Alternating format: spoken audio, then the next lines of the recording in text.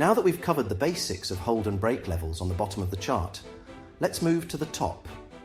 Here, we'll establish hold levels that can help us spot areas where the price may face resistance before it reaches the break level.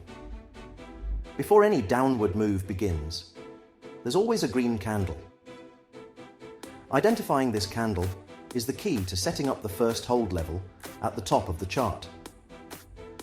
To find the first hold level, we mark the bottom of the green candle's body. This becomes our first hold level, indicating where the price may encounter resistance during its move up. Once we've marked the bottom of the green candle's body, we've found our first hold level. Using the same green candle, we now establish our second hold level. Just like before, but this time we focus on the bottom of the entire candle, not just the body. This becomes our second hold level, showing where the price could turn around. How hold levels work in practice. In this example, both the first and second hold levels are hit.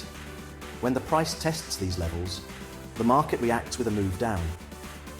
These levels are crucial because they indicate lower highs, preventing the price from reaching the break level for another move up. In conclusion, when hold levels on the top of the chart are respected, the price makes lower highs, signaling that resistance is holding and the price may fall from these levels instead of breaking upward.